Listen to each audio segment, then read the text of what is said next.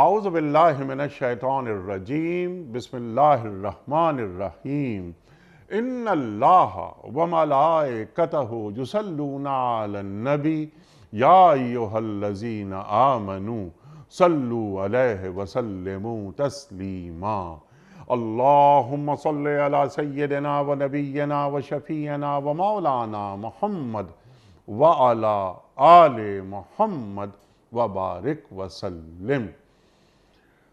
محترم خواتین و حضرات، السلام علیکم۔ پیام صبح کے ساتھ ایک بار پھر حاضر میں ہوں آپ کا میزبان انیق احمد۔ یہ ماہ رمضان، ماہ مبارک کے حوالے سے خصوصی پروگرام ہم پیش کر رہے ہیں روزانہ آپ کی خدمت میں۔ آج کا ہمارا موضوع ہے شب قدر۔ اِنَّا أَنزَلْنَاهُ فِي لَيْلَةِ الْقَدْرِ وَمَا أَدْرَاكَ مَا لَيْلَةُ الْقَدْرِ لَيْلَةُ الْقَدْرِ خَيْرٌ مِّنْ أَلْفِ شَهْرٍ تنزل الملائکۃ والروح فیہا بإذن ربہم من کل امر سلام ہی حتی مطلع الفجر۔ خواتین و حضرات، نزول ہو رہا ہے قرآن کریم کا اس مبارک رات میں۔ یہ نزول قرآن کی رات، قرآن تو 22.5 برس، تقریباً 22.5 برس میں نجماً نازل ہوا۔ تو کیا پورا قرآن کریم لوح دنیا تک آ گیا تھا، اس کے بعد رفتہ رفتہ نازل ہوتا رہا؟ یہ بھی ایک سوال رکھیں گے۔ یہ رات 1000 مہینوں سے افضل کیسے ہے؟ اس رات کی خصوصیت کیا ہے؟ قدر 3 مرتبہ آیا ہے اس صورت میں۔ تو قدر سے مراد کیا ہے؟ کیا قدر سے مراد تقدیر ہے؟ تقدیر سے مراد کیا ہے؟ فرد کی تقدیر، اقوام کی تقدیر یا امت کی تقدیر؟ خواتین و حضرات، اس رات کے اعمال کیا ہونے چاہیے؟ اگر یہ رات مجھے مل جائے تو میں کیا کروں؟ ام المومنین حضرت عائشہ صدیقہ رضی اللہ تعالی عنہا نے یہ سوال سرکار دو عالم صلی اللہ علیہ وآلہ وسلم کی خدمت میں پیش کیا۔ آپ نے فرمایا صلی اللہ علیہ وآلہ وسلم نے کہ اگر اے عائشہ تمہیں یہ رات مل جائے رضی اللہ تعالی عنہا تو تم پڑھنا کہ اللہم انکا عفو تحب العفو فاعف عنی۔ اللہ اکبر، اللہ اکبر۔ خواتین و حضرات، یہ طاق راتوں میں شب قدر کو ڈھونڈنا، تلاش کرنا، اس کی کیا حکمت ہے؟ مجھے کیسے معلوم ہو کہ میں نے شب قدر پا لی؟ اس کا کوئی اشارہ کیا اللہ کی طرف سے بندے مومن کو ملتا ہے؟ خواتین و حضرات، بہت سارے سوالات سیکھیں گے ہم محترم مفتی فضل سبحان صاحب سے۔ خواتین و حضرات، مفتی فضل سبحان صاحب ہمارے ملک کا ایک جانا مانا نام، بہت مقبول اور معروف نام، پیام صبح میں تشریف لاتے رہتے ہیں اور ہمیشہ ہم آپ سے سیکھتے رہتے ہیں۔ مفتی فضل سبحان صاحب کو خوش آمدید کہتے ہوئے پروگرام کا آغاز تلاوت قرآن کریم سے، سورۃ القدر۔ اعوذ باللہ من الشیطان الرجیم بسم اللہ الرحمن الرحیم انا انزلناہ فی لیلۃ القدر وما ادراک ما لیلۃ القدر لیلۃ القدر خیر من الف شہر تنزل الملائکۃ والروح فیہا بإذن ربہم من کل امر سلام ہی حتی مطلع الفجر۔ صدق اللہ العظیم۔ ہم نے اس قرآن کو شب قدر میں نازل کیا ہے، اور تم کیا جانو کہ شب قدر کیا ہے؟ شب قدر 1000 مہینوں سے زیادہ بہتر ہے۔ فرشتے اور روح اس میں اپنے رب کے اذن سے ہر حکم لے کر اترتے ہیں۔ یہ رات سراسر سلامتی ہے طلوع فجر تک۔ صدق اللہ العظیم۔ محترم فضل سبحان صاحب کی خدمت میں پہلا سوال، مفتی صاحب ارشاد فرمائیے کہ یہ شب قدر کے تعلق سے اللہ تعالیٰ کیا فرما رہا ہے، اور سرکار دو عالم صلی اللہ علیہ وآلہ وسلم کے اس تعلق سے کیا کیا فرمودات ہیں؟ سب سے پہلے تو رمضان المبارک کا مہینہ، پھر آخری عشرے کی راتیں، یہ بہت سی نسبتیں اور سعادتیں جمع ہو گئی۔ اس پر جتنا اللہ کا شکر ادا کیا جائے اور قدر کی جائے، اللہ ہم سب کو توفیق نصیب فرمائے۔ آمین۔ قرآن کریم کی اس صورت میں اللہ کریم انا انزلناہ فی لیلۃ القدر، کہ بے شک ہم نے اس قرآن کو لیلۃ القدر میں نازل کیا۔ قدر کے مفسرین نے 3 معنی لکھے ہیں۔ ایک معنی اس کا ہے قدر والی رات، کہ اس رات کی قدر کی جائے عبادت کے ذریعے سے۔ دوسرا معنی لکھا ہے تقدیر، کہ اس میں امور کو طے کیا جاتا ہے، عمر کو اور رزق کے فیصلے کیے جاتے ہیں۔ یہ مضمون شب برات کے لیے بھی ہے اور شب قدر کے حوالے سے بھی ہے۔ اور تیسرا معنی قدر کا ہے تنگ ہو جانا، یبسط الرزق لمن یشاء ویقدر۔ تنگ ہونے کا مطلب کہ اس رات میں آسمان سے اتنے فرشتے نازل ہوتے ہیں کہ زمین میں جگہ تنگ پڑ جاتی ہے، کم پڑ جاتی ہے۔ اور یہ فرشتوں کے نزول کا جو سلسلہ ہے یہ طلوع فجر تک جاری رہتا ہے۔ عام طور پر بھی فرشتے نازل ہوتے رہتے ہیں، لیکن اس رات کی ایک خاص امتیازی شان کو بیان کرتے ہوئے کہا کہ کثرت سے نازل ہوتے ہیں، اور تنزل الملائکۃ والروح۔ اب ملائکہ میں روح الامین یعنی جبرائیل امین آ گئے، لیکن الگ سے ان کو ذکر کیا، اس کو عربی میں عطف الخاص علی العام کہا جاتا ہے۔ اور پھر یہ سلسلہ ساری رات جاری رہتا ہے۔ تو اس رات میں اللہ کریم نے قرآن کریم کو نازل کیا۔ مفسرین نے لکھا کہ لوح محفوظ سے آسمان دنیا پر جو قرآن نازل ہوا یکبارگی کے ساتھ ہوا، لیکن پھر آسمان دنیا سے جو دنیا میں آیا وہ تدریجاً ہوا، تقریباً 23 سال کے عرصے میں۔ اس لیلۃ القدر کی رات کی فضیلت اور امت کو اس کے ملنے کی وجہ کیا ہے؟ تو موطا امام مالک میں یہ بات نقل ہے کہ پچھلی جو امتیں تھیں ان کی عمریں زیادہ تھی۔ عبداللہ ابن عباس رضی اللہ عنہما فرماتے ہیں بنی اسرائیل کا ایک عابد تھا، 1000 مہینے اس نے جہاد کیا تھا، عبادت کی تھی۔ رسول اللہ صلی اللہ علیہ وسلم کو جب یہ بات بتائی گئی، صحابہ نے اس بات کو سنا تو تھوڑے سے فکر مند اور پریشان ہوئے کہ میری امت کی تو ٹوٹل عمر مابین 60 الی 70، ایوریج 60 to 70 ہوگا، تو یہ زیادہ عبادات تو نہیں کر پائیں گے۔ تو اللہ کریم نے تسلی کے طور پر، مداوے کے طور پر ایسی رات نازل کی کہ اس ایک رات کو 1000 مہینوں سے افضل اور بہتر قرار دیا گیا۔ بعض مفسرین نے لکھا کہ یہ جو 1000 ہیں یہ تحدید نہیں، یہ تکثیر مراد ہے، اور پھر خیرن کہہ کر اشارہ کر دیا کہ 1000 مہینوں سے بھی زیادہ، یعنی شب برات، شب معراج، شب قدر اور رجب، اور اسی طرح محرم اور ربیع الاول اور جمعہ اور شب جمعہ، اس طرح کی جو مبارک ساعات ہوگی اس میں کم عبادت کرنے پر بھی تمہیں بہت زیادہ اجر ملے گا۔ عامل قلیلا اجر کثیرا۔ رسول اللہ صلی اللہ علیہ وسلم نے فرمایا کہ میری امت کو جو ایک اہم بات دی گئی، نوازا گیا کہ یہ کم عمل کرے گی لیکن اجر ان کو زیادہ ملے گا، اسی لیے اس رات کو تم تلاش کرو۔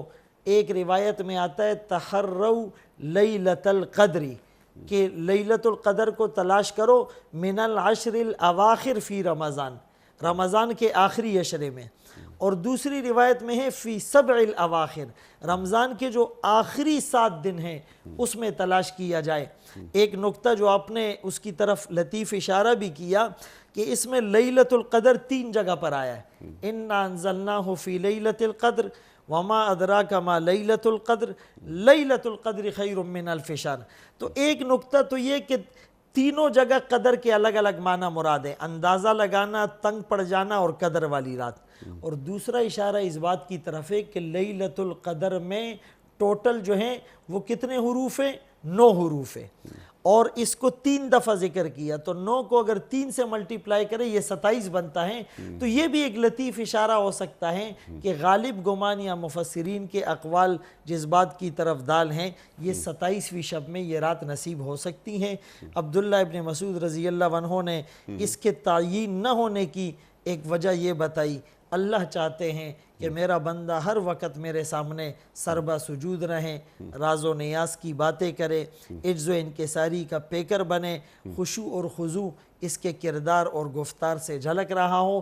اسی لیے فرمائے من یقم الحول یصب لیلۃ القدر، جو پورا سال راتوں کو قیام کرے گا اس کو لیلۃ القدر ضرور نصیب ہو جائے گی۔ سبحان اللہ سبحان اللہ سبحان اللہ سبحان اللہ۔ اور سرکار دو عالم صلی اللہ علیہ وآلہ وسلم لیلۃ القدر مطلب یہ شب قدر کس رات کو کہا جاتا ہے بتانے کے لیے تشریف لائے تھے، آپ باہر تشریف لائے، تو وہ کیا واقعہ ہے وہ بھی بیان فرما دیجیے۔ جی، رسول اللہ صلی اللہ علیہ وسلم شب قدر کی تعیین کے حوالے سے مسجد نبوی آ کر صحابہ کو جب بتانے لگے تو صحابہ آپس میں کسی بات پر یعنی گفتگو یا بحث فرما رہے تھے، تو رسول اللہ صلی اللہ علیہ وسلم کے ذہن سے وہ چیز محو کر دی گئی، اور آپ نے کہا کہ تمہارے اس یعنی بحث اور مباحثے کی وجہ سے وہ چیز میرے ذہن سے محو کر دی گئی، تو اب میں اس کی تعیین نہیں بتا سکتا۔ تو ایک اشارہ تو اس بات کی طرف ہے کہ سر تسلیم خم کرنا اور ہیل حجت کے بغیر ہر بات کو تسلیم کرنا اس کی برکات اور ثمرات بھی ہیں، اور خدا نخواستہ اگر ہم اس پر عمل نہیں کریں گے تو اس سے ہمیں محرومی بھی ہو سکتی ہے۔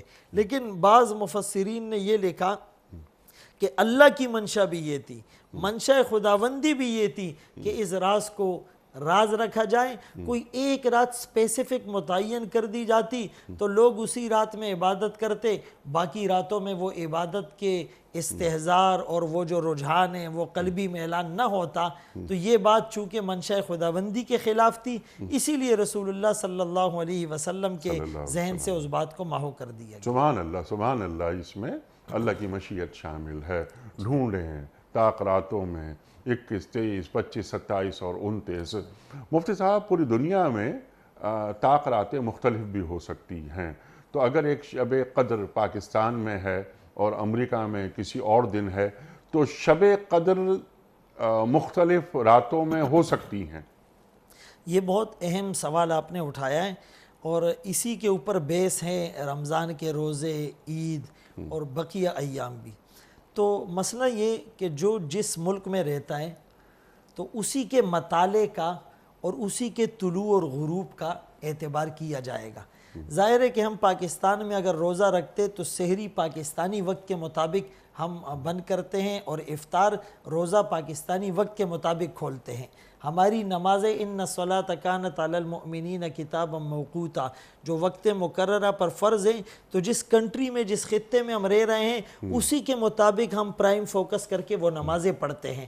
تو اس لیلۃ القدر میں بھی یہ ہوگا کہ چونکہ اللہ کی رحمت تو رحمت واسعہ ہے، اور ہر جگہ کے لوگوں کے لیے اس میں تبدیلی ہو سکتی ہیں، چند گھنٹوں کی بھی ہو سکتی ہیں اور شاید آدھے ایک دن کی بھی ہو سکتی ہیں، تو ان کو وہی اجر اور وہی فضیلت ملے گی۔ یعنی ہمارے لیے لیلۃ القدر ایک دن پہلے ہو سکتی ہے، بعض کنٹریز میں ایک دن بعد ہو سکتی ہے، بعض میں ہم سے ایک دن پہلے ہو سکتی ہے۔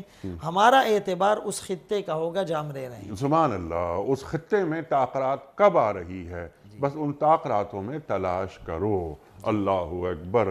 انا انزلناہ فی لیلۃ القدر، آپ نے بالکل وضاحت کر دی کہ نزول قرآن ہو رہا ہے، آسمان دنیا تک آ گیا تھا، اس کے بعد نجمن نجمن بتدریج وہ نازل ہوتا چلا گیا۔ انا انزلناہ فی لیلۃ القدر وما ادراک ما لیلۃ القدر، اور تم کیا جانو کہ شب قدر ہے کیا؟ تو کیا شب قدر کا مقام مرتبہ وہ انسانی عقل کی سمائی میں نہیں آ سکتا؟ دیکھیں دو باتیں ہیں، ایک تو قرآن کریم میں انزلہ کا صیغہ استعمال ہوا باب افعال کا، اور ایک نزلہ کا استعمال ہوا باب تفعیل کا۔ تو انزلہ سے مراد کسی چیز کا یکبارگی نزول ہے اور نزلہ سے مراد اس کا تدریجاً نزول ہے۔ دوسری بات یہ کہ کسی چیز کی اہمیت بتانے کے لیے ہم اپنی زبانوں میں بھی کہتے ہیں کہ میں آپ کو اس کے بارے میں بتاؤں، تم کیا جانو اس کے بارے میں، یعنی کسی چیز کی بہت زیادہ اہمیت کے لیے اس کو بار بار ذہن نشین کروایا جاتا ہے۔ تو ایک تو اس کی اہمیت کی طرف اشارہ ہے۔ دوسری بات آپ نے جو کی کہ ظاہر ہے کہ یعنی ہمارا علم، ہماری سوچ ظاہر ہے وہ اس درجے کی تو نہیں ہے، اور اللہ پاک ہر چیز کا احاطہ کر سکتے، احاط بما لدیہم واحصا کل شیء عددا، لیکن قرآن کریم میں بعض چیزیں متشابہات ایسی ہیں کہ والراسخون فی العلم یقولون آمنا بی کل من عند ربنا، کہ علم میں رسوخ اور پختگی رکھنے والے لوگ بھی اس بات پر مجبور ہو جاتے ہیں کہ جی ہم اس پر ایمان تو لاتے ہیں، لیکن ما لہو وما علیہا، اور اس کی پوری تفصیلات اور پوری توضیح اور تشریح بیان کرنے سے ہم عاجز اور قاصر ہیں۔ یا اگرچہ خطاب تو رسول اللہ صلی اللہ علیہ وسلم کو ہے، ادراکہ میں واحد مذکر حاضر ہے، لیکن نبی کے واسطے سے پوری امت کو بتایا جا رہا ہے کہ یعنی اس کا جو مکمل احاطہ ہے اور ادراک ہے، جیسے اللہ کی رؤیت اس دنیا میں ان آنکھوں سے ممکن نہیں، لا تدرکہ الابصار وہو یدرک الابصار، اسی طرح تمہارا علم یا تو تم عدیم العلم تھے لا تعلمون شیئا، یا تو تم قلیل العلم تھے وما اوتیتم من العلم الا قلیلا، یا تو تم علیل العلم تھے لکی لا یعلم بعد علم شیئا، تو تم باوجود بہت زیادہ علم حاصل کرنے کے بھی تم یہ دعویٰ نہیں کر سکتے، اور اس کے جو اصل راز اسرار و رموز اللہ کھولیں گے وہ اس آنکھ کے بند ہونے اور دل کی حقیقی آنکھ کھلنے کے بعد ہوگا۔ دل بینا بھی کر خدا سے طلب، کہ آنکھوں کا نور دل کا نور نہیں ہے۔ جی سبحان اللہ، سبحان اللہ۔ محدود عقل میں اتنی بڑی رات کی سمائی نہیں آ سکتی، انسان کی عقل بہت جلد اس کی حدود مکمل ہو جاتی ہیں۔ وما ادراک ما لیلۃ القدر، اللہ تعالیٰ نے بیان کر دیا۔ اچھا یہاں پر تو 1000 مہینوں سے افضل ہے، آپ اس پہ گفتگو فرما چکے ہیں۔ اچھا جو الف ہے تو یہ عربی زبان میں الف سے بڑا لفظ ہی نہیں ہے، یعنی ہندسہ ہی نہیں ہے، 1000 سے بڑا ایسا ہی ہے نا؟ جی اچھا اب اس میں ایک سوال یہ بھی ہے کہ یہ اگر ہم 1000 مہینوں سے مراد 1000 مہینے لیں، یا یہ کہ یہ ایک عدد کسری ہے، اللہ تعالیٰ کے پاس اللہ تعالیٰ کی رحمتوں کو نچھاور کرنے کے لیے کیا اللہ تعالیٰ کسی ہندسے کا پابند ہے؟ وہ نہیں ہے۔ ارشاد فرمائیے آپ۔ دیکھیں اس بات کی طرف میں ضمناً تو اشارہ کر چکا ہوں کہ قرآن کریم میں جو عدد ذکر ہوا ہے، جیسے 70 کا لفظ ہے، جی جی، 100 ہے، 10 ہے، اس طرح یہاں پر الف ہے، تو اس میں تحدید مراد نہیں ہوتی، لیمیٹیشن نہیں ہوتی ہے، اس میں تکثیر مراد ہوتی ہے۔ جیسے حدیث میں آتا ہے کہ اللہ پاک 70 ماؤں سے زیادہ محبت کرتے ہیں، تو یہ 70 بھی تحدید نہیں ہے بلکہ تکثیر مراد ہے۔ جی ہاں۔ دوسری بات جیسے آپ نے کہا کہ انسانی عقل کے مطابق چونکہ 1000 سے بڑا ان کے لیے لفظ استعمال نہیں ہوتا، تو اس کے اعتبار سے کہا کہ 1000 مہینوں کے برابر نہیں ہے، اس سے بہتر ہے، یہ خیر اس میں تفضیل ہے۔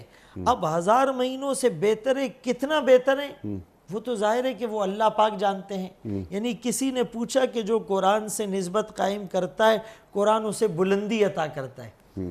ان اللہ تعالی یرفع بہذا الکتاب اقواما ویضع بہ آخرین، تو پوچھنے والوں نے پوچھا کتنی بلندی عطا کرتا ہے؟ جواب دینے والوں نے کہا جس بلندی سے خود قرآن آیا ہے، جو قرآن سے نسبت جوڑے گا قرآن اسے بھی اتنی بلندی عطا کرے گا۔ تو جیسے ثم استوى علی العرش کی ہم تعریف کرتے ہیں کہ اللہ عرش پہ براجماں ہوئے، اب کیسے ہوئے؟ الاستواء ما یلیق بشانہ، جو اللہ کی شان کے مناسب ہیں تو اللہ اس کے مطابق اجر دیں گے۔ تو گویا کہ یہاں پر یعنی انسانی عقل اس کا ادراک اور احاطہ بالکل نہیں کر سکتی، اور عربی زبان میں 1000 سے بڑا لفظ نہیں ہے، اور اللہ تعالیٰ کی رحمتوں کو محدود نہیں کیا جا سکتا، اللہ تعالیٰ کے فضل و کرم کو محدود نہیں کیا جا سکتا۔ یہ 1000 مہینے کیا، یہ تو جس طرح آپ نے بالتفصیل بیان فرما دی بات یہ۔ तनज़्ज़लुल मलाइकतु वर्रूह, अल्लाहु अकबर, अल्लाहु अकबर। इस रात फरिश्ते नाजिल होते हैं। अच्छा, फरिश्तों को अलग रखा है और जिब्रील अलैहिस्सलाम को अलग रखा है, इसकी क्या हिकमत है?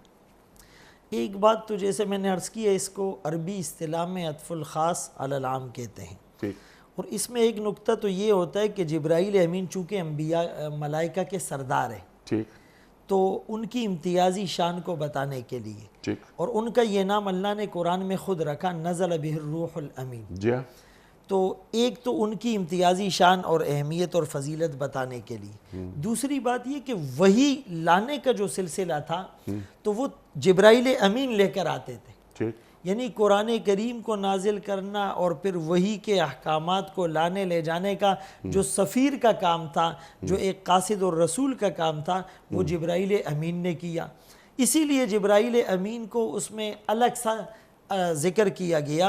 और बाज़ सूफिया ने, हुक्मा ने नुक्ता लिखा है कि जिब्राइल अमीन यानी हज़ारों दफ़ा रसूलुल्लाह सल्लल्लाहु अलैहि वसल्लम के पास आए और आका से ऐसा क़ुर्ब और ताल्लुक़ और निस्बत हो गई कि वो चाहते थे कि ये आना जाना बार बार लगा रहे। जैसे किसी को मिसाल के तौर पर किसी दुनियावी महबूब से मोहब्बत हो जाए और उसका ख़त आ जाए तो आदमी बार बार उसको पढ़ता है, यानी महबूब की निशानी समझकर।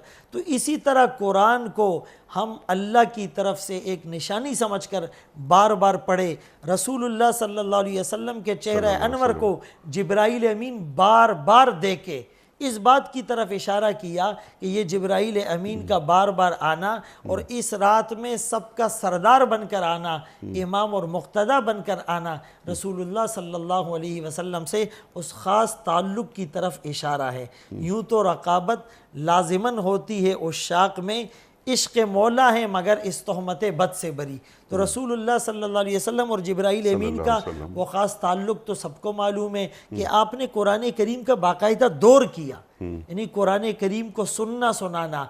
इसी तरह नमाज़ों के औक़ात बताने के लिए जिब्राइल अमीन पहले वक्त में आए, फिर दूसरे दिन हर नमाज के आखिरी वक्त में आए और फरमाए इन दोनों वक्तों के दरमियान फजर का या ज़ोहर का या असर मगरिब ईशा का वक्त है। तो ये जो शान थी ये जिब्राइल अमीन के अलावा किसी को हासिल नहीं थी, इस बात की तरफ इशारा किया गया। सुभान अल्लाह, सुभान अल्लाह। लेकिन इस रात, मखसूस रात, शब क़दर, फरिश्तों का नुज़ूल हुक्म लेकर उतरते हैं। समझ में आती है बात, जिब्रील अलैहिस्सलाम जिनका काम वही लेकर आना, तो उनका भी शुमार इन्हीं फरिश्तों में हो रहा है, यानी काम के हवाले से। और वो जो हुक्म लेकर आ रहे हैं वो कौन सा हुक्म लेकर आते हैं इस रात फरिश्ते, जिसमें जिब्रील अलैहिस्सलाम भी शामिल हैं? देखिए, इसमें मिन कुल्लि अमरिन, जी, ये वाज़े इशारा है कि वो हर चीज़ का अमर होता है। इसी तरह सूरह दुखान में जो है, इन्ना अंज़लनाहु फ़ी लैलतिन मुबारका इन्ना कुन्ना मुंज़िरीन फ़ीहा युफ़रक़ु कुल्लु अमरिन हकीम। तो मुफ़स्सिरीन ने लिखा कि वो लैला मुबारका से मुराद भी शब क़दर है और उसमें हर चीज़ के फ़ैसले होते हैं। या मिन कुल्लि अम्र, वहाँ युफ़रक़ु कुल्लि अम्र, तो कुल्लि अम्र ख़ुद इस बात पर वाज़े तौर पर इंडिकेट कर रहा है कि इसमें तमाम उमूर के फ़ैसले होते हैं। फिर हदीस पाक में उसको कैटेगराइज भी किया गया, मिसाल के तौर पर कि उसमें आजाल के पैदा कब होना है, मरना कब है, ये भी होता है। अर्ज़ाक़, रिज़्क़ के फ़ैसले भी होते हैं। और वहाँ भी जो एक लफ्ज़ है कि वो तमाम उमूर उसमें डिस्कस किए जाते हैं। यानी मिसाल के तौर पर किसी का पैदा होना, फिर मर जाना, नेकबख्त होना या बदबख्त होना, किसी का ईमान लाना, रिज़्क़ का कम मिलना, उम्र का बढ़ जाना, और ये जन्नत और जहन्नम में कौन जाएगा, ये सारी चीज़ें उसमें जो है वो डिस्कस होती हैं। और तमाम एक साल के उमूर को जो बाज़ मुफस्सिरीन ने लिखा उसी रात में तय मुतय्यन करके फ़रिश्तों के हवाले कर दिया जाता है, ड्यूटियाँ उन्हें तफ़वीज़ कर दी जाती है। यानी अल्लाह पाक को तो पहले से पता है, वो तो तकदीर मुअल्लक़ या तकदीर मुबरम या तकदीर मानवी में सारी चीज़ें तय हैं, लेकिन फ़रिश्तों के हवाले इस रात में की जाती है। सुभान अल्लाह, सुभान अल्लाह। और फरिश्तों में जबरील अलैहिस्सलाम और दीगर फरिश्ते, उन सब का काम एक ही होता है, ठीक है ना। तो जिब्रील अलैहिस्सलाम, सवाल मेरे जहन में ये उठा था कि जबरील अलैहिस्सलाम जो हमने आप हजरात से सीखा है, उनका काम तो वही लाना ही ठहराया गया है। ہمارا دین اور قرآن کریم میں بیان کر رہا ہے۔ لیکن شب قدر ان مبارک ساعتوں میں، اس رات کو جو 1000 مہینوں سے افضل ہے، اس ساعت میں جو حکم لے کر اتر رہے ہیں فرشتے، ان میں جبریل علیہ السلام بھی شامل ہیں اور ان کا بھی یہی کام ہے۔ یہ آپ نے فرمایا نا؟ ہر فرشتے کا دیکھیں الگ کام بھی ہوتا ہے۔ اب کرامن کاتبین کی ڈیوٹی الگ نہیں، ہے۔ اس رات دیکھیں لہو معقبات من بین یدیہ ومن خلفہ یحفظونہ من امر اللہ، مفسرین نے لکھا 10 فرشتے دن میں 10 رات میں، ان کا کام الگ ہوتا ہے۔ اچھا، بارش برسانے کا، رزق دینے کا، اسرائیل علیہ السلام روح قبض کرنے کا، اسرافیل علیہ السلام سور پھونکنے کا، میکائیل علیہ السلام بارش برسانے کا، حملۃ العرش جو ثمانیہ ہے عرش اٹھانے کا، تو یہ سارے کام تو سب کے مختلف ہوتے ہیں۔ اس رات میں بھی ظاہر ہے جب سارے احکامات ہوتے ہیں تو ڈیوٹیاں تو یہاں بھی الگ ہوگی، یعنی ایک چیز تو اس رات میں نازل نہیں ہو رہی ہے۔ میں نے من کل امرن اور یفرق کل امرن میں اشارہ کر دیا مفسرین نے کہ سارے کام، اب یہ ضروری نہیں ہے کہ سب ایک ہی کام کر رہے ہو، ڈیوٹی الگ الگ ہوگی لیکن برکت کے لیے نازل ہوگی۔ ٹھیک ہے، اور تقدیر کے حوالے سے فیصلے ہوں گے، جو آپ نے فرمایا کہ وہ زندگی، موت، رزق، اور بعض مفسرین نے بارش کا بھی ذکر کیا ہے کہ اس سال کتنی بارشیں ہوں گی، اور یہ 1 سال کی مدت کے فیصلے ہیں جو اس رات، قدر کی رات، اللہ تعالیٰ نازل فرما رہا ہے۔ بعض مفسرین نے یہ بھی لکھا کہ اس سال کتنے افراد حج کریں گے، یہ بھی بعض مفسرین کی آراء میں کہ یہ فیصلے کر دیے جاتے ہیں۔ کہ اس میں آپ کی بات سے وضاحت کرتا ہوں کہ جب ہم نے یہ کہہ دیا نا ہر کام، جی جی جی جی، اب اس ہر کام میں آپ ہر چیز کو لا سکتے ہیں، سبحان اللہ، یعنی مفسرین نے جو لکھا اسی سے استدلال کی ہے۔ جی بالکل، تو چند موٹی موٹی باتیں یہ۔ اور میرا سوال جو آپ کی خدمت میں ہے اس تمہید کے بعد، وہ سوال یہ ہے کہ جو فیصلے ہو رہے ہیں یہ صرف افراد کے ہو رہے ہیں یا اقوام کے بھی ہوتے ہیں اور امتوں کے بھی ہوتے ہیں اس رات فیصلے؟ ارشاد۔ دیکھیں فرد جب ملتے ہیں تو معاشرہ بنتا ہے، قوم بنتی ہے، امت بنتی ہے، تو ظاہر ہے کہ وہ فیصلے جو ہوتے ہیں وہ سب انسانوں کے ہوتے ہیں۔ اچھا، اب جس لیلۃ القدر میں جو امت زندہ ہے، زیادہ چیزیں تو انہی کی ڈسکس ہوتی ہے۔ جو اس سے پہلے چلے گئے، اب ان کے فیصلے تو ہو چکے کہ وہ نیک بخت ہے یا بدبخت ہے، جنت میں جائیں گے، جہنم میں جائیں گے۔ اچھا، جو بعد میں آنے والے ہیں ان کے بارے میں یہ تو طے ہوتا ہے کہ ان میں سے کون کون پیدا ہوگا اور ان میں سے کون نیک بخت ہوگا، تو قیامت تک ساری انسانیت اس میں شامل ہو سکتی ہے۔ لیکن غالب جو زیادہ فوکس ہوگا وہ اس وقت جو زمین پر ہیں، جو موجود ہیں، جو اس عالم حیات میں موجود ہیں، ان کے متعلق یہ چیزیں اور یہ فیصلے ہوتے ہیں۔ ٹھیک ہے، یعنی جو عالم حیات میں ہیں، جو ایک لمحہ موجود میں موجود ہیں، جس طرح آپ نے بات فرمائی، تو ایک امت دعوت ہے اور ایک امت اجابت۔ ہم الحمدللہ امت اجابت، ہم نے دین قبول کیا اور ہمارے لیے یہ دین باعث فخر ہے۔ لیکن پورے اگلے سال میں جو امت دعوت ہے وہ کس مقام پر ہوگی، یہ بھی اللہ تعالیٰ اس رات میں طے کر دیتا ہے؟ جی بالکل، یہ طے ہو سکتا ہے، اور اس پر میرے ذہن میں ایک واقعہ ہے کہ وہ ایک بزرگ سے کسی نے سوال پوچھا کہ آپ ہنستے بالکل نہیں ہیں، تو وہ فرمانے لگے کہ مجھے چند چیزوں کی ضمانت دے دو تو میں ہنسنا شروع کر دوں گا۔ ایک تو یہ ضمانت دو کہ میرا شمار قیامت کے دن یا میدان محشر میں شقی لوگوں میں ہوگا یا سعید میں ہوگا، نیک بخت یا بدبخت۔ دوسرا، مجھے یہ گارنٹی مل جائے کہ میرا خاتمہ ایمان پر ہوگا یا کفر پر ہوگا۔ تیسرا، مجھے یہ گارنٹی مل جائے کہ پل صراط کو میں آسانی سے پار کر جاؤں گا یا خدا نخواستہ جہنمیوں کی طرح کٹ کٹ کر جہنم میں جا گروں گا، وَنَذَرُ الظَّالِمِينَ فِيهَا جِثِيًّا۔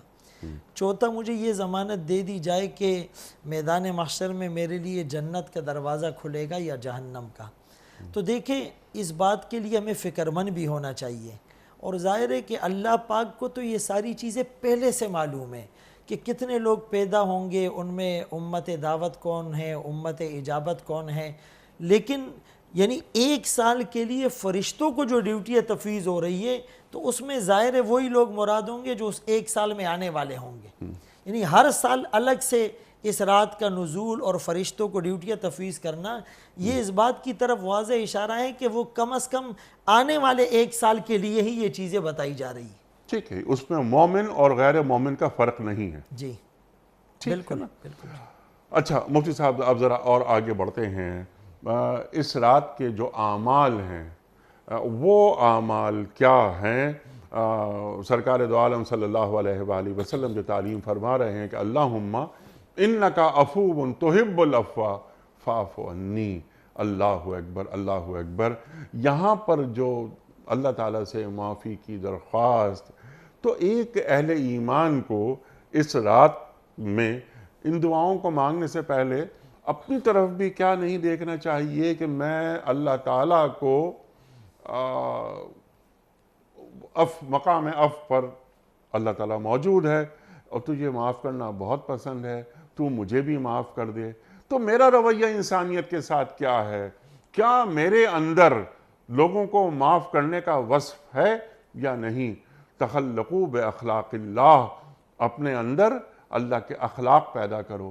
جب ہم اللہ تعالیٰ کے سامنے دعائیں مانگتے ہیں، گڑ گڑاتے ہیں، آنسو بہاتے ہیں، معافی طلب کرتے ہیں، تو کیا ہم لوگوں کو معاف کر رہے ہیں؟ دیکھیے حضرت عائشہ صدیقہ رضی اللہ عنہا نے رسول اللہ صلی اللہ علیہ وسلم سے سوال کیا کہ اگر مجھے لیلۃ القدر شب قدر نصیب ہو جائے تو میں کون سی دعا پڑھوں؟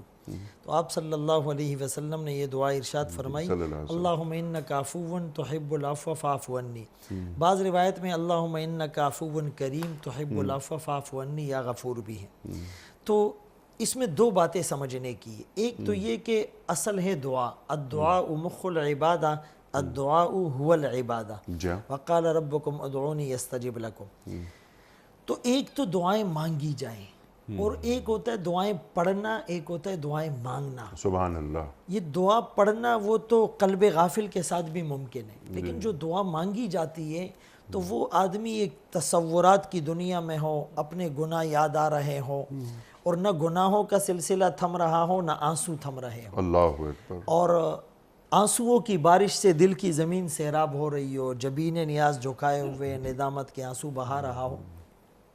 تو ایک تو یہ دعا اس انداز سے مانگی جائے کہ عرش کے ستون ہل جائے، اللہ، کہ جب تک اس کی دعا قبول نہیں ہوگی ہم ہلتے رہیں گے، اور فرشتے اس پر آمین کہے، اور اللہ پاک ایسے آدمی کی عجز و انکساری عبادت اور دعا گڑگڑانے کو دیکھ کر فرشتوں کو کہتے ہیں کہ یہی میرا وہ بندہ ہے جس کی خلقت پر آپ نے اعتراض کیا تھا، لیکن دیکھو یہ تو میرے سامنے عجز و انکساری کا پیکر بنا ہوا ہے۔ یہ جو تحب العفو، مفسرین نے لکھا اس میں کریم کا لفظ ہے، تو یہ کریم جو ہے نا، تحب العفو فاعف عنی یا کریم، یہ کریم کہتے ہیں یتفضل علینا بدون الاستحقاق والمنہ، کہ وہ بغیر کسی قابلیت کے کسی کو دینا، یہ کریم ہوتا ہے، ہم اس قابل تو نہیں ہیں۔ دوسرا لکھا ہے یتفضل علینا بدون مسئلۃ ولا سوال، کریم وہ ہوتا ہے کہ جو بن مانگے بھی دے دیتا ہے۔ تیسرا یتفضل علینا فوق ما نتمنی بھی، کریم وہ ہوتا ہے جتنا مانگا ہے اس سے بڑھ کر دے دیا جاتا ہے۔ چوتھا معنی یتفضل علینا ولا یخاف نفاد ما عندہ، کہ جو ایسے دریا بہاتا ہے کہ اس کے پاس کوئی یہ فکر نہیں ہوتی کہ خزانے کم ہو جائیں گے، ما عندکم ینفد وما عند اللہ باق۔ تو ہم خود بھی معاف کریں، یعنی اللہ کو معافی پسند ہے، تو جو اللہ کو پسند ہے تخلقوا باخلاق اللہ، ہم بھی اپنے لیے وہ پسند کریں، ہم بھی لوگوں کو معاف کریں۔ ایک اللہ والے کی بخشش اللہ نے اس لیے کی کہ اس نے اپنی بیوی کو اللہ کی بندی سمجھ کر معاف کیا۔ اللہ کریم نے فرمایا تیری ساری نیکیاں عبادات ایک طرف، لیکن تو نے جو میری بندی کو میری بندی سمجھ کر معاف کیا، میں بھی تجھے آج معاف کر رہا ہوں۔ تیرے کرم سے اے کریم کون سی شے ملی نہیں، جھولی ہی میری تنگ ہے تیرے یہاں کمی نہیں۔ تو یہ صفت ہم اپنے اندر پیدا کر لے، اگر ہم دوسروں کو معاف کرنا سیکھ جائیں گے تو اللہ پاک بھی ہمیں معاف کریں گے۔ اور اللہ پاک کا یہ جو وصف ہیں یہ رسول اللہ صلی اللہ علیہ وسلم کو بھی پسند تھا، اور جو لوگوں کو معاف کرتا ہے اللہ پاک کی نظر میں وہ محبوب اور مقرب بن جائے گا۔ سبحان اللہ سبحان اللہ. تو اس رات کا یہ تقاضا بھی ہے جو آپ نے تعلیم فرمایا، اور دعا مانگنے کا طریقہ بھی آپ نے سکھا دیا کہ دعا ایسے مانگی جائے کہ آسمان کے عرش کے ستون ہل جائیں. اللہ اکبر اللہ اکبر اللہ اکبر. دعا تو ایک مستقل عبادت ہے نا؟ دعا ایک مستقل عبادت ہے. جیسے آپ نے فرمایا کہ الدعاء مخ العبادہ، الدعاء هو العبادہ. دعا تو ہے ہی عبادت. وقال ربکم ادعونی استجب لکم ان الذین یستکبرون عن عبادتی سیدخلون جہنم داخرین. اللہ اکبر. مجھے پکارو، مجھ سے مانگو، میں تمہاری پکار کو سنوں گا، دعائیں قبول کروں گا. وَإِذَا سَأَلَكَ عِبَادِي عَنِّي فَإِنِّي قَرِيبٌ أُجِيبُ دَعْوَةَ الدَّاعِ إِذَا دَعَانِ فَلْيَسْتَجِيبُوا لِي. اللہ اکبر اللہ اکبر. مفتی صاحب، یہ دعائیں جو ہم مانگتے ہیں، اور خاص طور پر یہ آج رات یہ دعائیں مانگیں گے، تو دعا مانگ لی جائے، ایسے ہی دعا مانگ لی جائے، یا دعا مانگنے کے کچھ آداب بھی ہوتے ہیں؟ دیکھیں، بہت اہم سوال ہے. شاہ عبد الغنی پھولپوری رحمۃ اللہ علیہ سے ایک شخص نے آ کر کہا، حضرت میں حج پر جا رہا ہوں. جی. تو حضرت فرمانے لگے، کہاں جا رہے ہو؟ وہ کہنے لگا، جی حج پر جا رہا ہوں، اللہ کے گھر جا رہا ہوں. تو پوچھنے لگے کہ جس کے گھر جا رہے ہوں اس کا کچھ تعارف بھی ہے؟ اللہ اکبر. اس کی کوئی پہچان بھی ہے؟ معرفت بھی حاصل ہوئی یا نہیں؟ وہ پریشان ہو گیا. کہا، جب ہم کسی کے گھر جاتے ہیں تو اس کا پورا تعارف ہمارے سامنے ہونا سبحان چاہیے. اللہ سبحان اللہ. ہم اللہ کے گھر جاتے ہیں، ہم اللہ سے مانگتے ہیں، اللہ کے سامنے دامن اور جھولی پھیلاتے ہیں، ہاتھ اٹھاتے ہیں، لیکن اللہ کا پورا تعارف ہمارے سامنے نہیں ہے. اسی لیے رسول اللہ صلی اللہ علیہ وسلم کے سامنے جب ایک آدمی نے دعا مانگی، اللہ مجھے یہ دے دے وہ دے دے، آپ نے فرمایا اس نے جلدی کی. پھر آپ نے بلا کر ارشاد فرمایا کہ دعا کا حق یہ ہے کہ آپ عجز و انکساری کی تصویر بن کر پہلے تو اس کی حمد و ثنا بیان کریں، اس کی معرفت اور پہچان ہو. اللہ تو کریم ہے، تو غفور الرحیم ہے، تو رزاق ہے، تو عطا کرنے والا ہے، تو ذوالجلال والاکرام ہے. جس نے یا ذوالجلال والاکرام کہہ کر دعائیں مانگی، اللہ قبول فرماتے. اللہ کی حمد و ثنا کے بعد پھر آقا کا واسطہ دیا جائے، آقا پر درود بھیجا جائے. جس نے دعا کے آخر میں اول میں درود شریف پڑھا، اس نے مہر لگا دی، وہ چیز ویلڈ ہو گئی، وہ ایکسیپٹڈ ہو گئی، اس پر جو ہے وہ قبولیت کی چھاپ لگ گئی، اسٹگما لگ گیا. پھر رسول اللہ صلی اللہ علیہ وسلم پر درود بھیجنے کے بعد پھر وہ اپنے لیے مانگے، اوروں کے لیے مانگے. اسی لیے کہ اگر کوئی اپنے لیے نہیں مانگتا تو وہ اللہ کے سامنے اپنا احتیاط شو نہیں کر رہا کہ جی مجھے تو ضرورت نہیں ہے، اس کو دے دی جائے. اسی لیے رسول اللہ صلی اللہ علیہ وسلم نے فرمایا پھر دعا میں بدأ بنفسہ، اپنی ذات سے اس کا آغاز کیا جائے. تو ان آداب کے ساتھ اگر ہم دعائیں مانگیں گے، اور دعا جیسے اصل ہیں، علامہ علوسی رحمۃ اللہ علیہ نے اسی سورۃ القدر کے ضمن میں لکھا کہ اس رات میں اللہ کو گناہگار کا رونا دعائی ہے. تسبیح کرنے والوں کی تسبیح سے بھی اچھا لگتا ہے. دنیا میں جتنے کام بنتے ہیں وہ مانگنے سے اور رونے سے. ایک بچہ جب پیدا ہوا، اب اس کو بولنا نہیں آتا، وہ سمجھ نہیں پاتا، اس کے پاس ایک ہی فن اور ایک ہی گر ہے رونے کا. وہ روتا ہے تو ماں دودھ پلاتی ہے، وہ روتا ہے تو ماں سلا دیتی ہے، وہ روتا ہے تو ماں کمبل اڑا دیتی ہے، وہ روتا ہے تو ماں دوا پلا دیتی ہے. اگر ہم بھی اللہ کے سامنے روئیں گے، مانگیں گے، تو ہمارے سارے مسئلے بھی حل ہو جائیں گے. ایک حدیث میں رسول اللہ صلی اللہ علیہ وسلم نے فرمایا کہ جبرائیل امین فرشتوں کے جھرمٹ میں جو نازل ہوتے ہیں تو یہ فرشتے کیا کرتے؟ یصلون علی کل عبد قائم او قاعد یذکر اللہ. وہ رحمت بیچتے ہیں ہر اس بندے پر جو کھڑے ہو کر یا بیٹھ کر اللہ کا ذکر کر رہا ہے، اللہ سے مانگ رہا ہے. یعنی دل کی تار اللہ سے جڑ جائے. بیٹھے جو تیری یاد میں گوشہ نشیں ہو کر، تو اپنا بوریا بھی تخت سلیماں تھا. جی سبحان اللہ، وہ ایک تعلق، اور جو آپ نے پچھلی گفتگو میں ایک بہت اہم جملہ عطا فرمایا کہ دعائیں پڑھنے کی رات نہیں ہے، یہ دعائیں مانگنے کی رات ہے، کہ ایک کتاب اٹھائی اور چند دعائیں پڑھ لیں، لیکن وہ جو دعا مانگنے کے آداب ہیں، کس کس انداز سے اللہ تعالیٰ کو منانا ہے.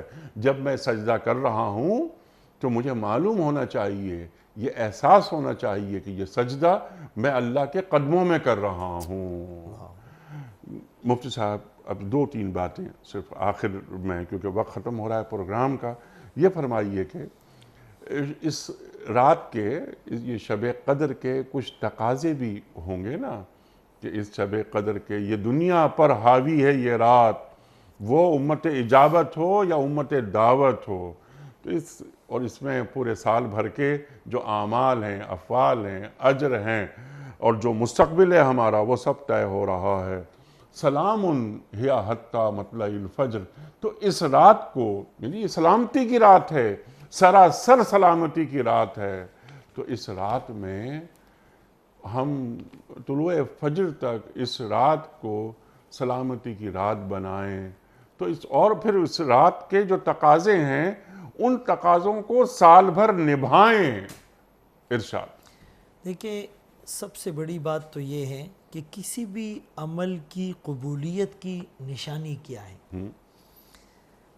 علماء نے لکھا ہے کہ اس عمل سے پہلے اور بعد والی زندگی میں واضح فرق اور تبدیلی آ جائے. سبحان اللہ. ہم لیلۃ القدر میں یا رمضان المبارک کی آخری رات میں تھوڑا سا اپنا محاسبہ کریں کہ رمضان سے پہلے اور اب میرے دل کی کیفیت میں کیا تبدیلی ہے، میری صورت سیرت میں یا میرے اعمال میں کیا تبدیلی ہے، میرا ایمانی لیول بڑا ہے یا اسی حالت پر ہے.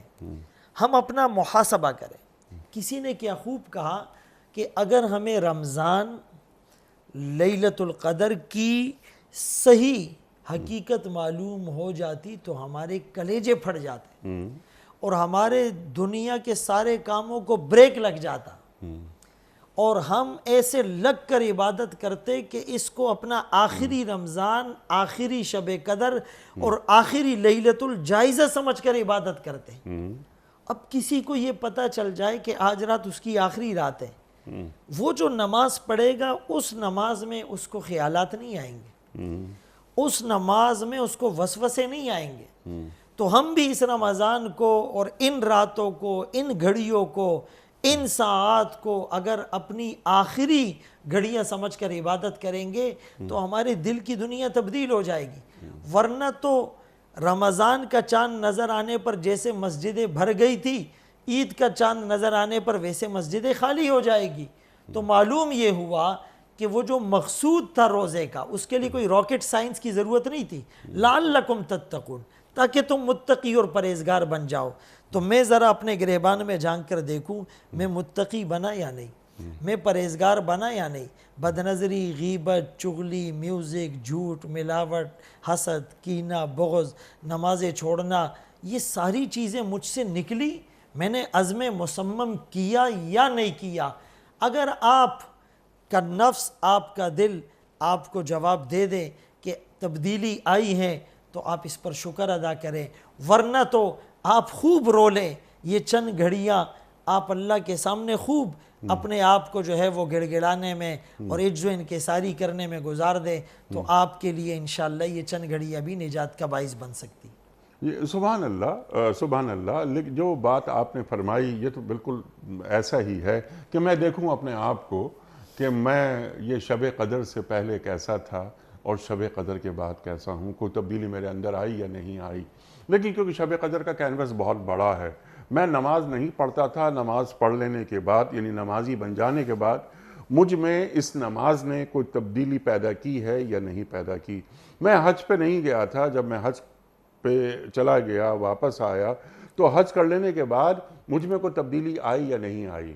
یہ تو تمام عبادات کے ساتھ، یعنی علی حاضر القیاس آپ جتنے بھی کام کیے جائیں، زکوٰۃ دیتے ہوئے مجھے معلوم ہو کہ میں اللہ تعالیٰ کے ایک حکم کو پورا کر رہا ہوں.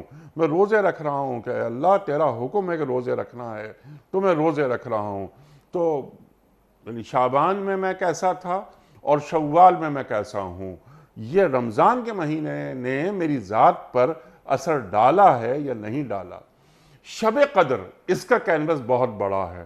مولانا یہ ہمیں تعلیم کیجئے نا کہ شب قدر سے اور دیگر عبادات، یہ دیگر عبادات ہوئیں، اب میں دعائیں مانگ رہا ہوں، میں آنسو بہا رہا ہوں، دعا زبان پہ نہیں آتی تو آنسو کی شکل میں یہ ڈھلک رہی ہے یہ کہ اے اللہ تو مجھے معاف کر دے، تجھے معاف کرنا بہت پسند ہے۔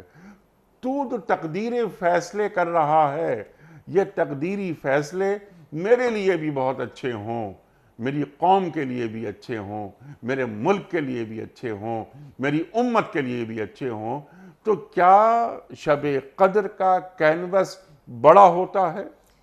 دیکھیں بالکل بڑا ہوتا ہے، اور الحمدللہ ہمیں اللہ پاک نے یہ جو پاکستان کی نعمت دی ہے تو وہ بھی اگرچہ 14 اگست تھا لیکن 27ویں شب تھی سبحان رمضان اللہ، کی، سبحان اللہ۔ تو یعنی اتنی مبارک رات میں اس مبارک خطے کا مارز وجود میں آ جانا، ظاہر ہے ہم اس ملک کی سالمیت، استحکام، بقا اور امن کے لیے بھی خوب اللہ سے دعائیں مانگے، اور اپنے وطن کے لیے دعا مانگنا تو انبیاء کی سنت ہے۔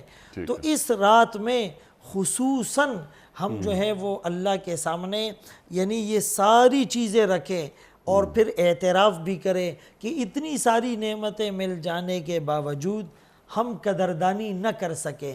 میرے خیال میں یہ جو اعتراف جرم ہوتا ہے تو یہ اعتراف جرم ہی اصل ہوتا ہے، اور اس کی برکت سے ہی اللہ کی رحمت پھر متوجہ ہوتی ہے۔